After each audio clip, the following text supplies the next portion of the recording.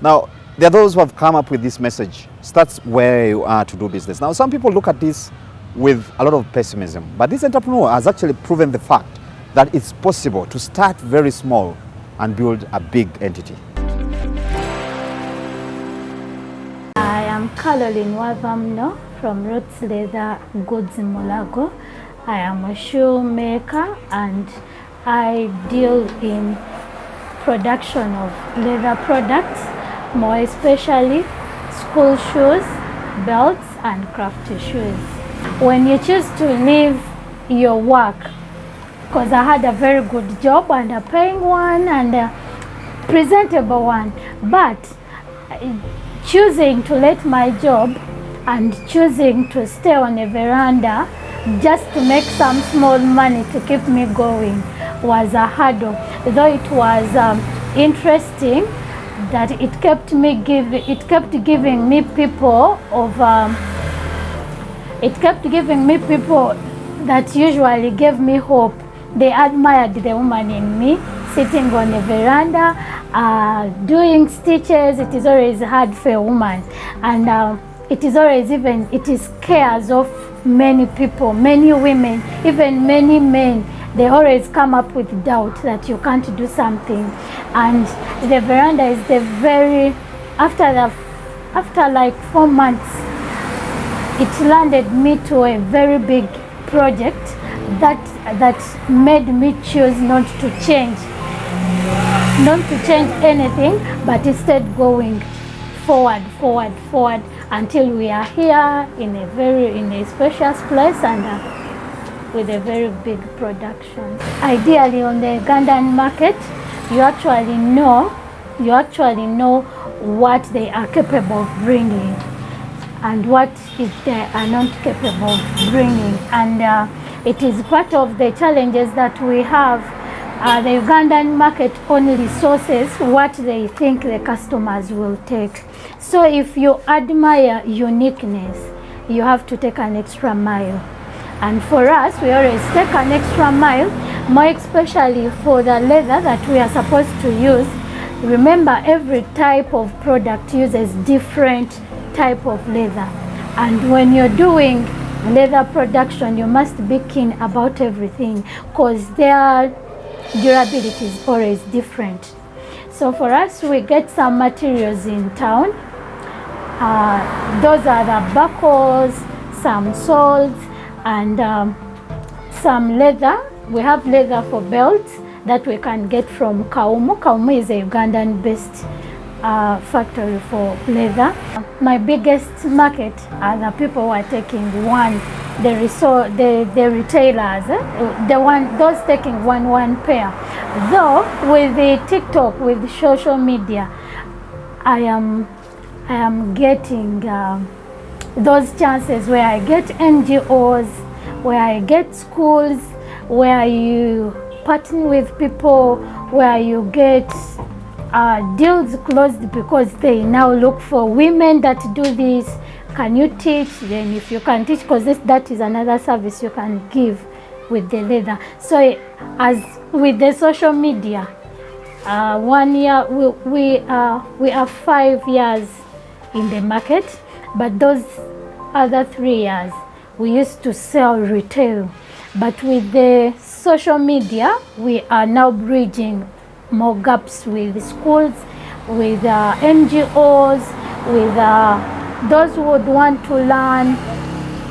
It is actually becoming interesting. Building trust with the customers is becoming hard because in Uganda, something durable, something classy, something good is taken to be for some outside country. So by the time you convince someone to come and buy your shoes, they have those comments like, isn't it in China? Isn't it? Did you buy it from outside? Why don't you even import? Those things that are imported are very good. Yet for us on the ground, we make sure we get the best for the customers, but for them, the trust they have is almost out from the outside. Our future plans, we are looking at having a bigger space for the company, because Now the products that we are supposed to give need almost a special unit.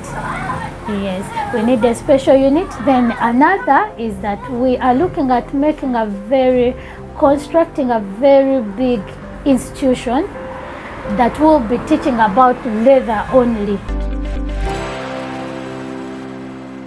Now, goats for milk. Of course, it might sound strange to some people, but it is indeed true. And this entrepreneur or business person has actually gone into that particular area. And here's the story. Here at the farm still we have some semen goats. These are goats purposely for milk production. Yeah, so one goat is 1 million. If you want to really invest in this business, is 1 million, and on a daily with you can get 3 liters from this goat, and each liter goes for 15,000. So it's really a very good business if anyone is willing to invest in it, because this milk is actually has very many nutrients and can support a lot of mothers or even children that have deficiencies. And a young goat is you can get it at around 800,000. Yeah, but an older goat you can get it at 1 million. Now, at a time when the cost of living is fairly high and it's getting a little difficult to do a number of projects, especially those big long-term projects that require a lot of funding, it is important that actually one uses the money sparingly. Being frugal has never been important. Now, in this segment, we're exploring what you can do and the innovations that have come to the market that can help you actually spend less when building. Since we started using these blocks, 15 homes. Before that it was 10. And in the process of construction, I realized there was a lot of waste that goes into construction. That's one. And then two, I realized that it's very expensive to construct in Uganda. The average Ugandan cannot afford. Less than 1% of Ugandans make 1 million shillings. And in Uganda, to build a decent house, a decent dwelling for your family, would require you at least to be making 3 million per month or 2 million per month. Now, how many Ugandans do you know even make that much if less than 1% are making 1 million shillings?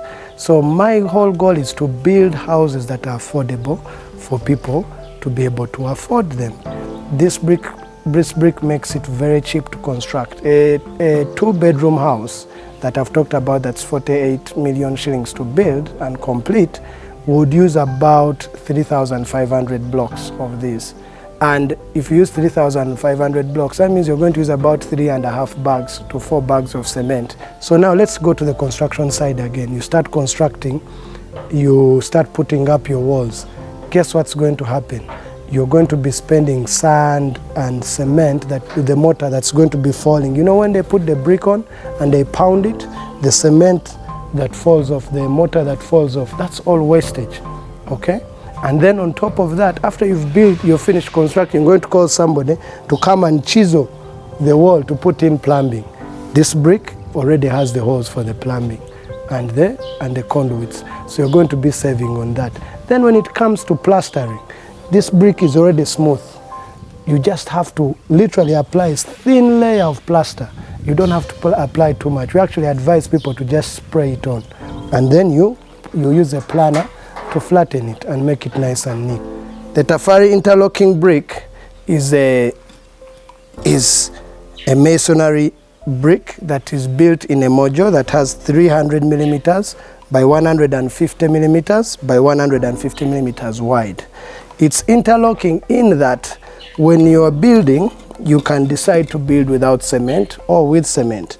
So these are just interlocking bricks, you bring them together, and then if you build like this and you interlock them, you've built a semi-permanent wall. You have not used any cement and it's strong enough to hold. When you get to the corners, you just do this, okay?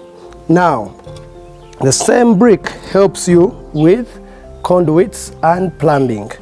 If you can see, there's these holes here that we have, 1, 2, and when you interlock, these holes line up with the holes in the other bricks, and with it, you can have conduits and plumbing going through all the way down, so you do not have to chisel the wall.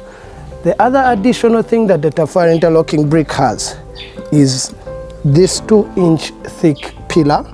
You are not going to find any interlocking brick or any brick for that matter that's hollow that has this 2-inch pillar. It has this 2-inch pillar and it has this 1 inch and this 1 inch. So when you put it together like this, you are going to have 1 inch, 1 inch, which gives you 2 inches, and this is 2 inches. So if you had another brick here, it will be 2 inches. So you're having 2-inch pillars going through your whole wall, and this is going to make your wall much stronger. Now, how does it work? This collar that you see on top here is what locks the brick in position. So this end is a female end, is what you'd call it, and this is a male end, the collar. The collar locks the brick in the X and the Y direction, so it will lock it in the X this way and then in the Y this way. Then if you want to go in the Z direction, it's the weight of the brick that holds it down. So when you're constructing and you get to build the ring beam would sit on the wall and would compress these bricks. That way they can't go anywhere. So I know some Ugandans are very scared. They're like, these are not built with any cement. How will they be actually strong? And that's where we have another option. What you would do is you would dip these bricks in a slurry mix of mortar, which is cement mixed with plaster sand. We advise plaster sand because it has small grains. So when you mix that and you make a slurry mortar, you will dip the brick. So you just get this brick and then you dip it in a slurry and then you would place it on other bricks just like this. And when you place it like this, the slurry mortar will go in between the collar here and the female side of the block, and it will literally hold this brick permanently. That's what you see here. So if you are doing this system where you're going to build a permanent wall like this with this, you are going to save at least 35% in wall construction. How do you save the 35%? You're going to save on logistics, you're going to save on labor, you're going to save on cement, because once you save cement, cement is the biggest cost driver. Once you save cement, you're going to kill 4 birds with 1 stone. That is logistics, labor, and materials, sand that you have to bring, and then also the water. And it becomes more efficient. You will be able to build your walls a lot faster, and the whole construction will go a lot faster. Well, that's all we had for you on this week's edition of Man Market. Thank you for being part of the show. Now, from me and Tim, we again like to wish you a very good evening. Now, stay tuned, and again, keep following us on our digital platforms for the engagement. We want to keep this conversation going and share more, and also connect you more to those people that are doing the big business, the big things in business.